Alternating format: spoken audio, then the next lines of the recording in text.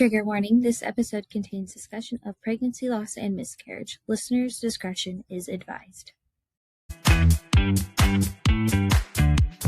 Coffee's cold, but the vibe is hot. Momco Podcast, Miscarriage and Loss, Episode 15, Take 1. Hi, everybody. As you can tell by the clapper, today is going to be a heavy day. And we just want to do a trigger warning at the top of the episode because Anna's going to be very vulnerable this episode, that she's going to tell us about her miscarriage journey. So if that's a hard topic for you, or you're just not ready, we totally understand. But Anna is here and wants to share her story so others don't feel alone. And I full-heartedly believe that this story is very important and very necessary to put out there into the world, because this topic is a very isolating topic, a very unresearched topic, very behind closed doors topic. There's a stigma to it. So that's what we're going for this episode. So this week we are skipping Mommy Wins and Daddy Delights because this is kind of going to be like a special series for you guys, and Anna is just going to mainly share her story. So Anna, let's dive into the hardest topic I think we've talked about thus far. I think this is one of the hardest topics in life. Not just the podcast. This is one of the hardest topics I think in life. When I wrote this episode, I had all these like ideas, and I still do, and they're in there, but it was so hard, and like all the meat, right? But it's like, how do you start this? I know how to end it. I know how to talk about it, but I don't even know how to start. I don't even know where to start. I guess the best place to start is my husband and I got married in 2017, and late 2019 we decided that we want to start a family. And so we started trying. We got pregnant like immediately. And everything was progressing as normal, and we went and saw OBGYN, and for this episode, just to kind of protect everybody's like identity and things like that, we will be using Dr. A and Dr. B, because there are two different doctors that were involved in our process, and two very different doctors too. So before I like dive in, like, is there anything that you wanted to say or mention or question or anything like that? I feel like I just... No, I'm just here for you as a friend. So guys, if I'm quiet, I'm here. So unlike you. Yeah, it's very unlike me, but just know I'm actively listening as a friend. I've not been told this story. Anna's opened up to me before about this, and I think the information she has is very useful in any pregnancy journey. And I feel the hardship she went through is to educate her friends and her family, and hopefully other doctors in the long process too. So if I'm quiet, that's why. That's fine. I very firmly believe that it's very important for people to talk about this. And I think that it's very important for people to know, and not just women, but for men too, to understand and know what we go through, because that was something that, you're going through loss or whatever, loss of a baby as a mother, right? But we don't think about the mental loss. So we'll touch on that as well. But what a life-changing thing, because I don't think I've told you everything, if I'm being honest with you. I don't think I think you just kind of, not like sugarcoat it, but you do like, here's the fact. And it's not like, here's the whole story, like we sit down and talk about it. It's just bits and pieces from like times we've chatted and just being friends. Like that's how it kind of works. So I'm going to tell the whole story, right? I'm going to tell the whole story, and then I'm going to touch on a few like really important things and lessons that I learned. And then we're going to tell the story about what happened afterwards and how life goes on, right? And how life has a way. Life finds a way, what's that from? You know this. Life finds a way. Life has a funny way, something. Life finds a way is from Jurassic Park. Oh, I don't watch Jurassic Park. My God. Anyway, so we're gonna talk about how life found a way eventually. So my husband and I, we started trying in late 2019. We got pregnant right away in 2020, and it was January, February, which is right when the pandemic was hitting. Big pandemic. We were moving right along with things. Everything seemed okay with the pregnancy. We had met with Dr. A one time, and he was like, well, I'm a little concerned about, blood work. You're a little low on your what is it? It's been so long. HGC, is that it? HC levels, but Yeah. it'll be fine, I think. You'll be fine. You'll be fine. And I need you to go over to, and mind you, this was the first appointment with him. We're like 6 weeks along, right? Brand new parents, never been to a doctor like this before. Never been to an OBGYN, all this stuff, right? Like, you're fine. And this is like at 5:30 at night, and this is March of 2020, so we're like high COVID, high COVID stuff going on, right? And he's like, I need you to do some blood work. So just go to the ER and tell them that just tell them that Dr. A sent you. And that Dr. A is not his name, but Dr. A sent you, and they'll get you. And we're like, why would we go to the ER? Like, During the pandemic. well, and this was before the pandemic really fully became the pandemic. This is like when things were really starting to like take charge, like freak And out. shut down. Yeah, we hadn't shut down yet, but it was like, stay the fuck out of the ER at hospital, right? Just go to the ER and tell them I sent you. And we were like, well, can't we just wait till tomorrow and go to the blood drop lab core place and just get our blood drawn? Well, yeah, but just go to the ER, tell them I sent you. So we go to the fucking ER. It's a fucking madhouse. People are in masks, people are coughing, people are sneezing, whatever. The nurses and the people in the ER are like, who the fuck sent you here? And we're like, Dr. A. And they were like, why? And they didn't say fuck, but actually the nurse I remember, was like, who the hell sent you here? And why did they send you? We're like, we don't know. And she's like, I'm sorry, it's just crazy here. And I specifically remember this. And she's like, okay, well, hey, go wait, like way over there, away from all these sick people. And it was jam-packed. And we're like, I told Casey, I remember standing there and being like, this makes me really nervous. I don't like this. I hate the ER. And I'm like, why are we here? This is for a blood draw that's not a fucking emergency. Why can't this wait till tomorrow? And so what happened is we waited around for a little bit. And I was like, fuck this. I'm going to get my blood drawn tomorrow, or just get it done tomorrow. And right as we decided that, they were like, okay, well, we have somebody coming from the lab to draw your blood. And it's like 6:30 at night by now because we had the last doctor appointment. And so it's like LabCorp was closed when we finished our appointment with him, which is why he was like, just go to the ER. So then like a week and a half goes by and I get sick, like sick with the flu. We don't know if it was COVID and we'll never know. And that's okay. But this was like, I remember doing a telehealth like appointment because I was so sick and coughing and I had a fever and all this stuff. And I was pregnant. And at this point, I'm like 9-10 weeks along. So actually the doctor's appointment was later than 6 weeks. It was further down the road. But I telehealth with somebody and they were like, yeah, you probably just have the flu. This was like when people were asking, have you traveled internationally or traveled to China recently? And I'm like, no. And they're like, okay, then there's no way you can have COVID. We don't know if I had COVID because it was flu. Anyway, so they give me, Tamiflu, wherever the medicine is, and I need to take. Okay, it's safe for pregnancy. Okay, take that. The next time we go see Dr. A, we don't even see him. We see his like PA or some shit. And then they're like, yeah, well, you need to get some blood work done. And we're like, okay, cool. And so we get blood work done and they were like, yeah, it doesn't look good. So you need to, well, it doesn't look good, but it's like numbers aren't great. Okay, go in and get blood work again. By this point, I'm about 11 weeks along, which is almost the end of the first trimester. We've only met with Dr. A one time. He's only talked to us one fucking time.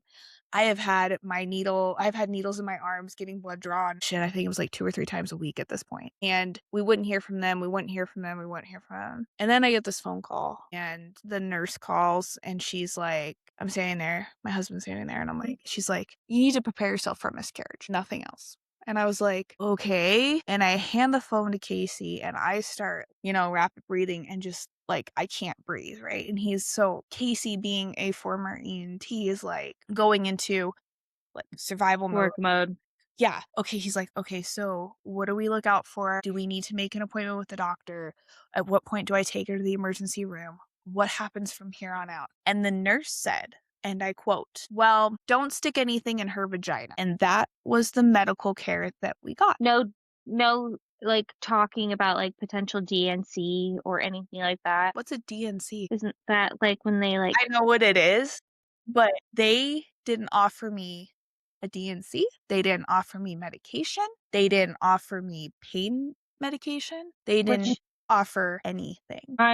not privy to this, but how far along do they recommend? I'm assuming you researched this after the fact. They typically offer DNCs after 10 weeks, and I was 11, almost 12 weeks. So you qualified, more than Yeah. qualified. Yeah, and sometimes they'll do them earlier too, and they'll do them too if things aren't, like, progressing properly, and so however, like, it can't happen after 10 weeks, it can whatever. Basically, I was in the window for should have at least been talked to about having a DNC and Maybe an appointment or, "Hey, go here." fucking choice, because they didn't give me a fucking choice, and they didn't give me any fucking help. Do you And think sorry, question. no, Do go you ahead. think COVID played in the factor of this nurse reacting the way she did? Like, No, not at all. no, you just think it No, not at all, because COVID was so new and Okay. we hadn't shut down. There wasn't like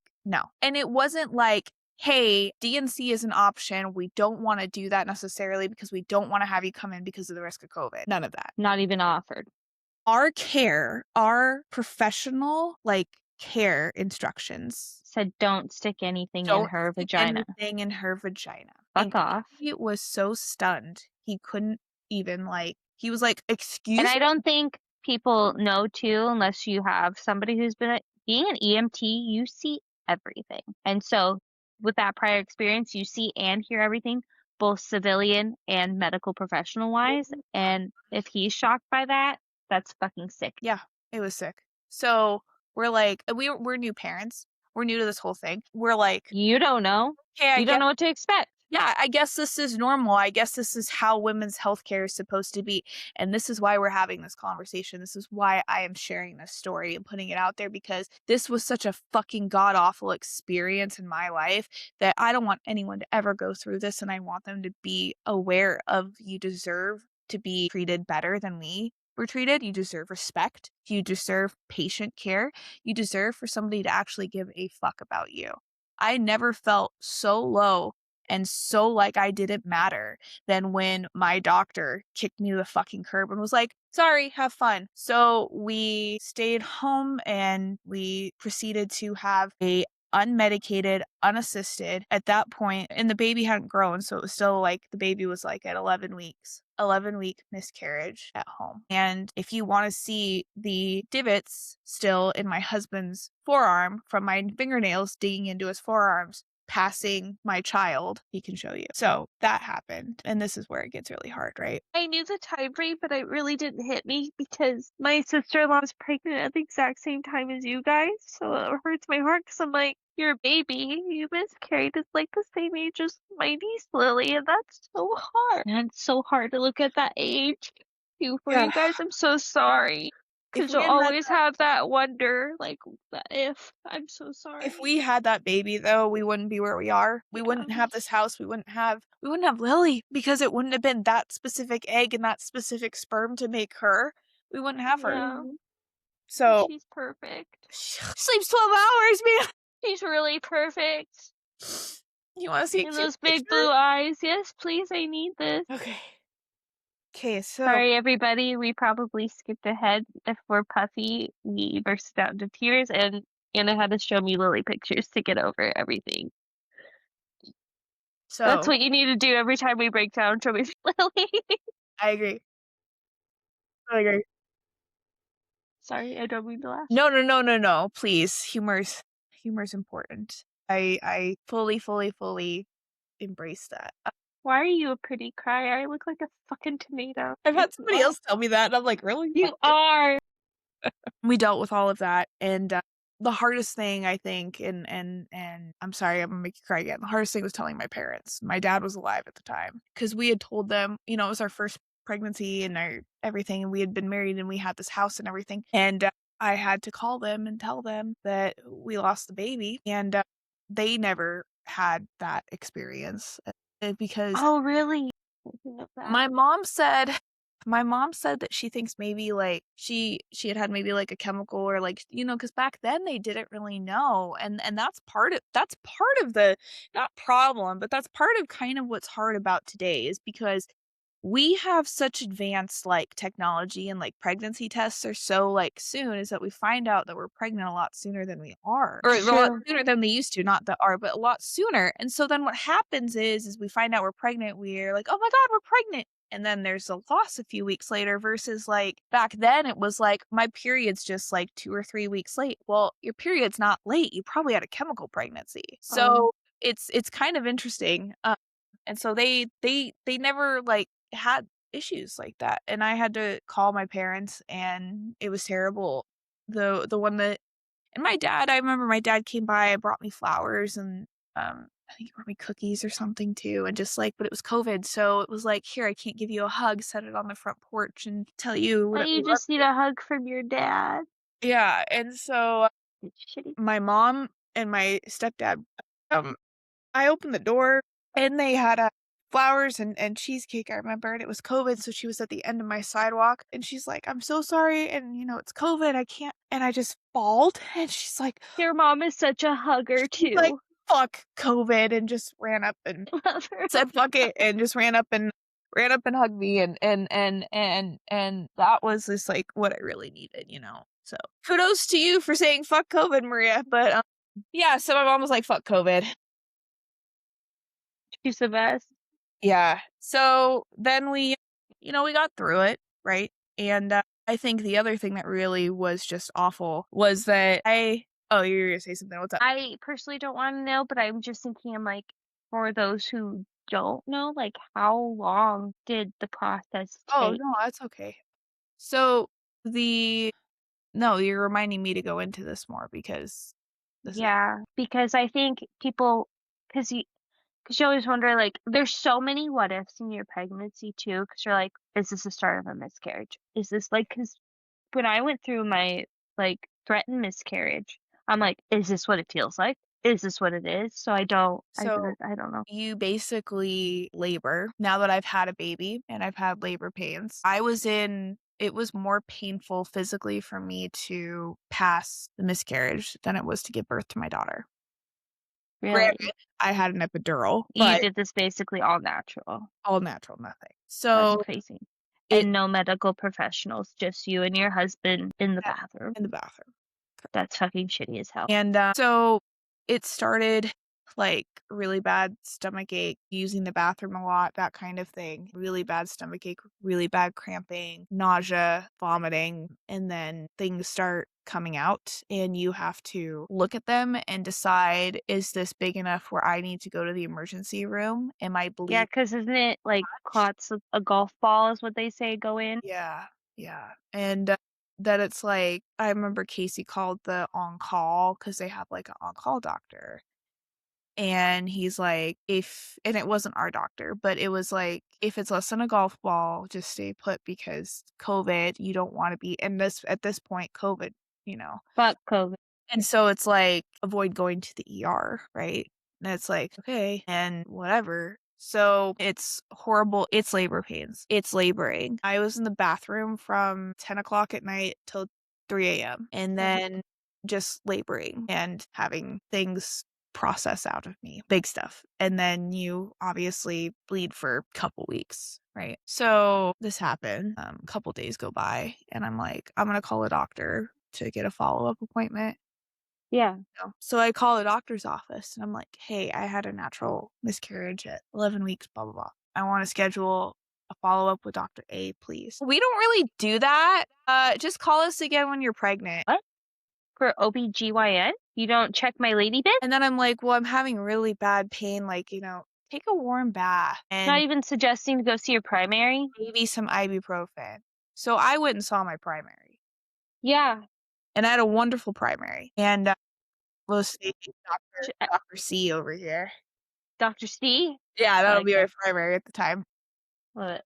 I went to him and told him our experience, and he was like because before I had gone That's validating as fuck. yeah, and he was a very, very, very experienced, like, doctor for many, many, many years, and he knew Dr. A and Dr. A's reputation, and yeah. So he Was he flabbergasted because of the reputation mixed with what you got? Or, like, he knew, like, this is his reputation? Like, has it been bad? Fucking shit, no way. Yeah, he was kinda like he didn't say like, "Oh, I'm not surprised," but he just like, "I'm very sorry you had that experience. I know people that have had similar experiences with Doctor A. I'm very sorry." And he, made sure everything was okay, and he ran a blood panel, and the biggest thing is when you have a natural miscarriage, you don't have a D&C, there's no way to really know if everything is basically, like, Ouch. out of there, and what can happen is you can get infection.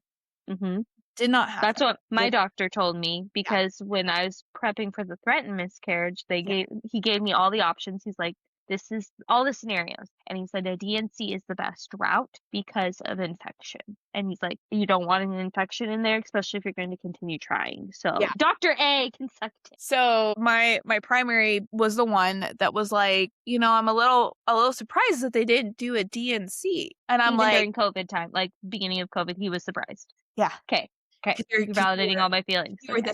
this far along. And I'm like, what's a DNC? And he's like, they didn't even I'm like, nobody offered us anything. He's like, well, they gave you medication though, right? What medication did they give you? I was like, they didn't give me anything. And he's like, they didn't give you because there's like drugs, to help To progressive. help the fucking pain for labor Yeah. And I'm like, in modern days and not 1842? What? "Nope."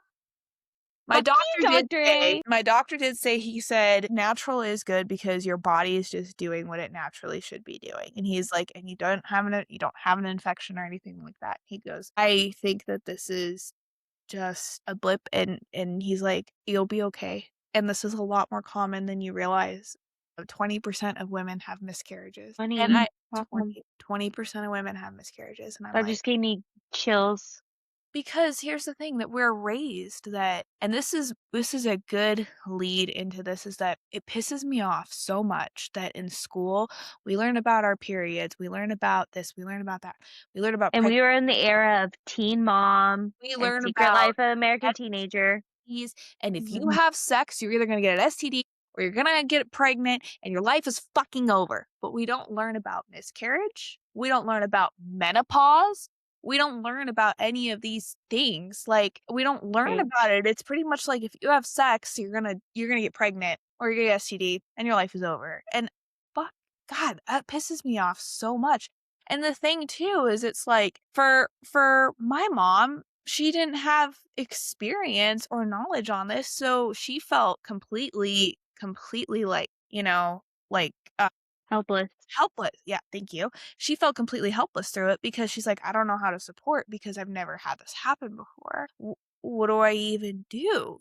So, it's really hard, and Fuck. the stigma with it, people don't talk about it. I'm very open about it. I'm very like, "I wanna talk about it. I don't care." Like, I had 2 I miscarriages know. When before I I first met you, I was actually I, like, had so much respect for you because you were very open and honest about that Yeah. and everything like that too, because when we were getting to know each other, you're like, "Oh, we want kids. This is kind of like our journey. We want kids too." And I'm like, "Wow, the fact that you're willing to just say that with, like, your full heart and your heart on your sleeve," I was like, "You are, like, a brave," like, I'm like, "That's why you're my friend." I'm like, "You're the bravest person I know." Thanks, but I think it's important for people to know, and it's so funny because you get polar reactions. You either get, like, the people that you can tell are like, "We really should keep that to yourself and not, like, promote that," or you get Disgusting. which is disgusting, and that doesn't happen very often, and then I get people that are like, "I'm really sorry," and I'm like, I'm not sorry at all, and I'm not sorry because if I had had that baby,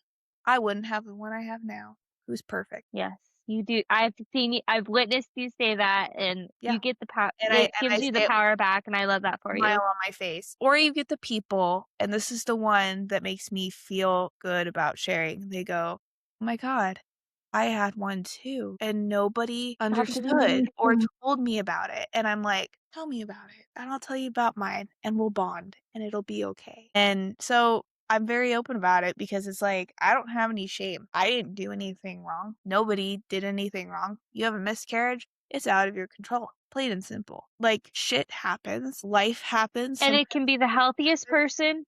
There's just it so doesn't many matter. factors outside of your control. Yeah, Just so and I many. never thought I'd have a problem. Never thought I had a problem because I'm like, "Oh, my parents never had problems." Casey's parents didn't have problems. Nobody had problems in our families. We're like, when we want to get pregnant, we'll get pregnant and we'll have a beautiful, healthy baby. And it'll be great. No. So this is like 2020. Took a long time to process all of this and get through all of this. And it was about October that year. I couldn't just take it. Like, I couldn't just keep it in. And that's when I started seeing a counselor. And I wasn't comfortable with talking about it before. And it was a shameful thing for me. It was a shameful thing that I So lost. you've come so far. Yeah. I That's lost. amazing. It was my fault. I don't have a baby because I lost it. And the other thing I want to touch on here too is dads and husbands. Everyone's so hyper focused on like mom and everything. And yeah, we go through it physically, but that person is going through it with you. And it will either break your marriage or it'll bring you guys so close and so like together. And that's what it did for Casey and I. And we were already, great, but it brought us like going through that trauma together was life-changing for our marriage, and it bonded us in ways that like I can't No even one will understand or nobody will fathom. ever understand or fathom. Yeah.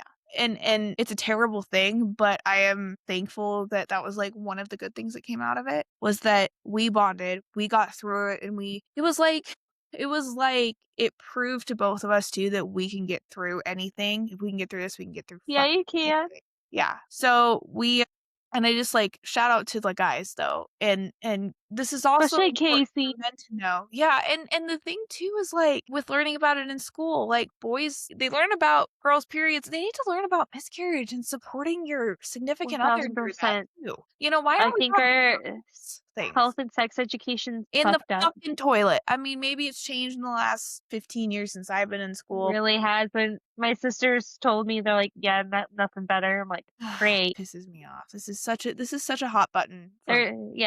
They're taking small steps, but not enough to make a big impact, if that makes sense. Yeah, but this is why I'm doing this too, and I want my daughter to know that if she has decided to have Yes. babies and have a miscarriage, I don't know how to support her, but I want her to know that there's no shame in it and it's okay to talk about it. So I went and got talked to a counselor in October of that year, and that is what got me through. And For those who are seeking, maybe like who are going through this and want a route to get to a counselor, what were the steps you took to get a counselor? Did you just go on the internet and find one? Was it recommended by Dr. C or? my sister-in-law actually recommended Okay.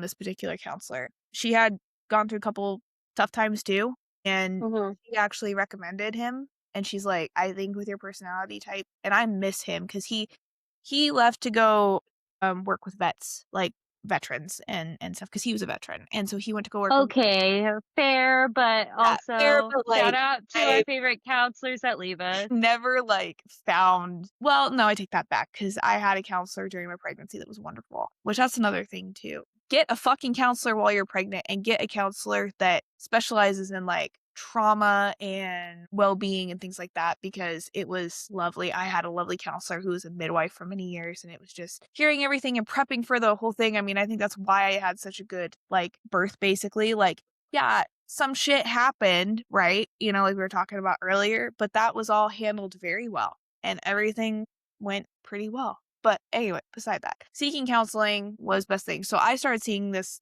counselor, and then my husband started seeing him too. And that was just like, I just remember the first time I met him, I had like diarrhea of the mouth and like cried, and I was like, I lost a baby, it's been really hard. And he's like, okay, it's okay, like we'll get through this. And so that was what really turned it around. And for a long time, we were really scared to try again. And a lot had happened in time in between that. And my dad got pretty sick and passed, and we dealt with the state, and we were dealing with all the aftermath of that. And then like just like COVID over everybody's head for, like 4 years. And then we moved, and I decided to start a business. And Casey switched jobs a couple times. Life got in the way. And then finally it was like after about 5 years, we were like, maybe we need to start trying again. We have this beautiful house, we have this beautiful life, things are stable, whatever. A beautiful So, dog. what? Oh, go ahead. You got a beautiful dog. A beautiful dog. Yeah. Cute cat. 2 great cats. I mean, it's just great. So we hadn't had Luna at that point, actually. I'll get to that. And so it was spring of 24, and we're like, we're gonna, try again. So we started trying and we got pregnant. And we went to Dr. B and shared our experience with Dr. A. And Dr. B was like, "Yep, sounds about right." So we tried again, and Dr. B was like, "Hey, we just given your, we met. We didn't meet with him. We just called to make an appointment." And he was like, "Yeah, we don't need to see you." The receptionist was like, "We don't really see you, but hey, let's get blood work. Dr. B wants to get blood work on you just to make sure, because we're not going to see you because we don't see you for the first few weeks anyway." And he's like, "They just want to make sure, so we're gonna have you go get, a couple panels of blood, make sure." I'm like, "Okay, great, cool." And for 2 weeks, and this is where Dr. B was just so different. I would go get blood, and then like the next day he would call, not his nurses, not his receptionist. He would call and talk to me and be like, "Hey, we're looking at the numbers. They're on the low end, but they're okay. But I'm just letting you know this may not be viable." And we're like, "Okay, we'll see." And he goes, "But let's wait. We're gonna see. I want to pull numbers for next couple weeks." And every single time he called, not his nurses, no, he called and talked to us. Applause, Yeah. applause, applause. Applause. We got about 3 weeks in, and he's like, "It's not viable." And we hadn't told a lot of people. We told my mom and my stepdad at that point, and we were like, okay. And I lost my shit, of course, because we were like, and we were terrified, Naturally. but it was a chemical. Because it brings back old trauma too. Like, Brings even though back it's only like all been a couple of years and time has passed, it's still it brings it all trauma. back. Yeah. So Dr. B was like, "I'm really sorry. It's just not viable. Here's all the things, blah, blah, blah." And I was like, okay, and he's like, "Because it's just a chemical pregnancy, it's going to just be, natural, and it'll just be like a heavy period. But if you're uncomfortable or in pain, call me and I'll get you some Applause. medicine." Yeah. Applause. He's like, That's what a "Obviously." good doctor fucking does. Yes. And he's like, "Obviously, you are not far enough along for a D&C, and that's okay. But if you're uncomfortable or it's just like you can't take it, you call me right away. You need anything, you call me right away, blah, blah, blah." And I'm just like, okay. Like, and it Hero. felt like, yeah, I'm losing another baby, but I But have I'm not support. fucking alone. I'm not alone. I have support. Plus, here's the other thing too, and this is bittersweet, but my mom knew more what to do this time too because she was more experienced, right? So I call her, I tell her, and I'm just like, "We lost the baby." So she's like, "Okay," hops in the car. Her and my stepdad come over. And just to hug us, just to tell us it's okay. Just to be like, "You know what? It's not far along, it's okay. You guys, it'll happen when it's supposed to happen." So then like a year passes, and I went to Texas to visit one of my best childhood friends and meet her daughter. I met her daughters, and they were so wonderful. And I met her husband and her daughters, and I stayed with them. And I always thought I'd be like a boy mom, And then I met her daughters, and I bonded so much with them, and they were so sweet and so kind, and read to them, and I brought them Harry Potter and all this stuff. And I remember leaving Texas. I was in the car going to the airport to her, and I was like, I could do the girl mom thing, I think. And she's like, "Really?" It's like, "Yeah, your girls really kind of turned it around for me. I was always afraid to be like have a girl or whatever. And I don't know. I think I could do it." She's like, "Do you think you and Casey are start trying again?" And I was like, "Yeah, I think so." Literally got pregnant like right after I came home from Texas, right? I think And that's a universe sign. I think it through all the was. hardships and everything like that, I think you have, because I think there's like when you expect a certain gender, and everybody kind of does. Mm-hmm. I think you have to, like, the one you're fearing to have, you kind of have to look within yourself, like, why do I feel that way? Yeah. And then once you finally accept that you can have that gender, everything will be fine. I think the universe is like, here you go. You go. So we came home, we got pregnant, we went back to Dr. B, and he's like, "Everything's looking good, looking good." Every fucking appointment, everything Pins looks and great. needles. You're pins and needles, anxiety to the max. And it wasn't until, and it was, so this episode's coming out on Friday, the 17th. July 16th, 2025 was the first time that we saw Lily's heartbeat. We didn't plan that, guys. No, we didn't. But I found her picture because I was like, "God, I thought it was about this time of year." And I found the first ultrasound picture. And so it was Shut the July front 16th. fucking door. Yeah. Yes, because it was like right after my baby shower or right before. I can't remember. I was And pregnant and it was like, angry, but I was really happy. we saw this ultrasound and he was like, "There's your baby." And there was this teeny itty bitty little like light flickering. And he's like, "You see that?" And we're like, "Yeah." And he's like, "That's her heart beating. It's too small to listen to, but it's there and it's strong." And we're like, loser shit, right? Like, yeah. So, And her heart is so strong. yeah. And And she's so sassy. she's so And she's sassy. so And she's so silly. chunky. And so chunky. She's so healthy. So, and then She's like a little peanut because she's zero proportion, but looks like Casey. God, she's beautiful.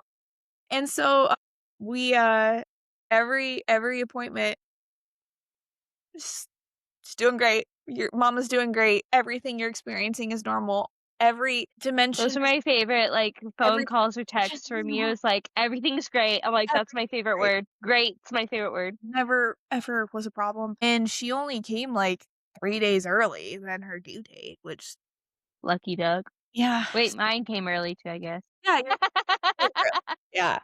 You know, So, the thing is too, is the loss was terrible. It was traumatic. It was god awful. I wouldn't wish it on my worst enemy in the world, what we went through and how we were treated. But it goes to show that, number 1, having the right doctor really, really can change the everything situation. is everything. And it's okay to change doctors, It's okay to everybody. change doctors. And number 2, be sure to advocate for yourself. And number 3, this is just my story and my experience. And I understand that everybody has different experiences, and and I'm sure there's people out there listening and watching and that are like, "Oh my god, I hope some of this resonates with them." But it's just, I think part of it too was the whole like you kind of you felt like you failed. It's like, I'm a woman and this is the one thing I'm supposed to be able to do is to have babies, and I failed not once but And I twice. think naturally women are extremely hard on themselves, especially when it's supposed to be in our nature. Yeah. Yeah. So that's a very difficult pill to swallow. Yeah. And also, like, having Dr. B for that second miscarriage, we felt so comfortable. It was only like a year later that we were like, we'll try again. And we had the conversation with him too of like, if we have a third miscarriage, we need to consider like, IVF and doing some testing and things like that. And then nope, because Lily decided that she just wanted to be part of our family. And so she is, and she's just perfect. It's hard though, because like we had a plan, we had a plan and we thought getting pregnant was going to be like so easy based on everything that you're ever told. And it's not. Like getting pregnant by itself, it can be so difficult and so detrimental too. And I think one of the hardest things too is trying to keep it quiet. And they're like, don't tell anybody for 12 weeks. And you're like, why? Yeah. This is what also pisses me off too. We're not supposed to tell people for fucking 12 weeks because if we have a miscarriage, we're supposed to hide it. And that's still what they fucking tell you. Dr. B was like, you can tell anybody anything. I'm not you. Whatever you're Yeah. comfortable with. Dr. A was like, now don't tell anybody for like 12 weeks because blah, blah, blah. And so it's like it was almost like we got the vibe of like, well, you told people, so not my, Yeah. yeah. Yeah, but Dr. B was like, I can see what? why you shouldn't, like, maybe not shouldn't, but like some people don't. I think I waited 12 weeks just based off of what you told me because Oh, we were yeah. just new friendships and you told me your experience. And honestly, without you telling your experience firsthand, I don't think I would be as cautious or as careful as I was. And not saying that that was a bad thing. I think that was a blessing in disguise because I feel like it made me more aware of my body and what I'm feeling. And I'm like, do I need to advocate for myself? Is this something wrong? Call my doctor. Like, because of you, I was able to. I'm that person that pushes calling my doctor off or things like that. But because of you and Casey, it gave David and I the confidence, like, okay, something feels off. Let's just call the triage nurse just to be Mhm. careful. Let's just message our doctor just to be careful. So I Yes. think 1,000%. that's kind of what I'm going like. It's okay to be cautious at 12 weeks because theoretically that's like when the baby is more viable, I guess. But even Yeah. then, after you hit that 12-week mark, your doctor's like going to be like, still be cautious. It still You're could going to be blah, blah, cautious. blah. Literally, you're cautious the entire pregnancy, guys. And then you're gonna Cautious. be cautious when they come out too, because yeah. Shit hits the fan. Just be cautious. Just be mindful of your body. Only you know your body. Uh-huh. And have a doctor that advocates and listens to you and what you're saying for your body and your baby. Absolutely. Absolutely. I think another thing too is like we're talking about it. So when you invited me to do the podcast with you, this was the one topic that I was like, we have to talk about this. It's going to suck. It's going to be hard, but we From have to talk inception. about it Mhm. because I didn't want to do the podcast unless I could talk about it, because the whole point of the podcast is to tell people how they're not alone and share these difficult experiences. And that's the other thing too, is it's like the first time we felt so alone. We felt so alone. And also with COVID and the isolating part of COVID compounded on that, I look back and I'm like, how the fuck did we even survive that? I Because you don't guys are strong motherfucking. You're the cork grease, damn it. I guess so. Yeah. Yeah. I mean, it's hard. And I think the hardest lesson too is it's like I felt like I failed. And I guess to some degree I did fail. I failed to have a baby right away. Is it a bad failure? No. Is every failure bad?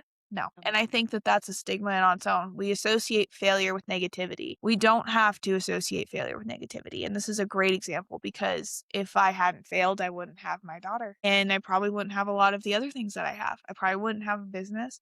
I wouldn't be living in this house. I wouldn't have my dog, because my dog, so that was the thing when we lost the second baby. We decided to get Luna. Like, not right away, but months after, we were like, let's get a puppy. That seems like a good idea. And it was a great idea. It was a great idea. And then the baby happened. I think you're the only people that say, let's get a puppy. That's a great idea. That instantly regrets as most people. But Oh, yes, it was you love great. your dog, but She's great. She's a nut. She's a fucking nut job. a little Yeah. Let's bit get a German Shepherd. It's great. Anyway, no, she's great. And so beautiful. she was actually and we had processed by then, and healed, but I think she healed a little. Like, there was like almost like a little wound still, and I think she kind of healed that. And I think that it took a lot of, like, she was a stress reliever for us and whatnot, and I think that helped a lot too. But I think that understanding that we failed and it's okay and you have to accept it, and this is where our business like note comes in, right? That you will fail, whether it's personally or professionally, and it doesn't have to be bad. It doesn't have to be negative, doesn't have to be, detrimental. And it doesn't have to be a full failure. If you doesn't start a have to be a business, full it failure. doesn't have to be like I failed my business. It can be little bits and pieces like that show didn't go right. I broke a piece on my website. My product is just not working out for me. Yeah. There's so many mini failures, but that's how you learn and grow. That's how you learn, that's how you grow. And the other thing too is sometimes failure's not your fault. 1000%. Yeah. It's it's a hard topic, and I'm really glad I was able to share. I think that's pretty much like everything, I'm not going to go into like our whole pregnancy. It was the rest of the podcast is about the pregnancy with Lily, and you'll just have to listen to other episodes to get that information. But it's life-changing, and this was just like I said, it was an experience that I wouldn't wish on my worst enemy, but I'm not happy it happened, but I don't regret that it happened, and I look at where I am now and what I have now, and I'm almost to the point. No, I am to the point. I'm thankful it happened because of what I have now. I wouldn't have what I have now. I have a great relationship with my husband. I have a beautiful daughter, all these great things, and a lot of it wouldn't have happened without that. So Very impactful that you're thankful for it. That takes a really strong fucking person to say that. yeah. Motherfucking Anna. Yeah, I just, and I understand too. Like, if it had worked out, I wouldn't have my daughter. It would be a It'd different world. It'd be a be different a world, different world exactly. completely. And my baby sleeps 12, 13 hours at night. So, Can you stop rubbing it in? She keeps rubbing it in, guys. but just know that if you're struggling, or if you've had struggles, or if you've gone through a similar experience, that you are so not alone. And if there's anybody out there that, wants to talk about it or like share their experience with me, I am so open to Oh, that. please. If you need somebody to reach out to us, please Mhm. do. You Please can reach out. email us, DM us. We're more than happy to be there for you, hear you out, hear your story. Because though it was a short life, that life matters too for you guys too. And that's a big part of your life and your story. So please, if you need somebody to listen, we're here to listen. And I just like to share, I think that sharing is healing. And I think that that's one of the like big reasons why people don't necessarily heal properly from it or move past it, because they don't embrace it, share it, talk about it, move forward. I'm one of those people that have to talk about things to process them. And this is no different. I mean, this has been on 6 years now. This was 6 years ago, and I'm still talking about it. And I will talk about it until I die, because it is that important to know. And it's that important. Guess what? I think YouTube's gonna outlive us. he'll be here till Yeah. after you die too. That's true. That's crazy. That is nuts. That is nuts. Our grandchildren will see how hot we were. Our grandchildren will be like, Why the fuck did they do a podcast? be That like, media what is the fuck are they thinking? We're gonna be like in the pile with 8-track. Do you even know what an 8-track is? I 'Cause do, I I barely do. know what it is. I do. My dad has 8-track. I don't think he has the player for them, but he has them. We don't know, but that's okay. So, but yeah, I just want to thank everybody for letting me share my story, and I hope it helps. I hope it helps somebody out there to know and to know you're not alone. But I just really appreciate everybody listening, and shout out for all those people that were there to support us and help us through this whole thing too. You know. And friend to friend, I appreciate you telling this story. Thanks, Again, Jamie.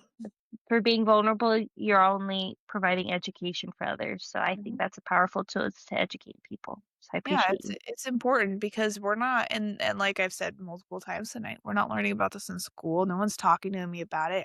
Nobody knows, and yeah, my daughter will most definitely know all about it, and not like scare her obviously, but just like knowledge. No. It's knowledge Yeah. and education. And Knowledge is power. I just don't understand why we aren't learning about this in school. Between this and the other one too is menopause, because it's like every woman who goes through I that. would love to be educated on that because it's going to knock on our door pretty soon. Samesies. Yeah. And it's like, why aren't we learning about this? Like, but whatever. That's a whole nother thing. And that's not something that we can take on. But it is important to and the other thing too is if you are struggling and you are having just like a hard time, seeking out counseling, especially after loss, is so important. I'll make a note to put in at the end of this, like mental health hotline and all that stuff too, for resources for all you guys. Yeah, because it was hard till I got some help, and then I got some help, and it was like, okay. So if you're struggling,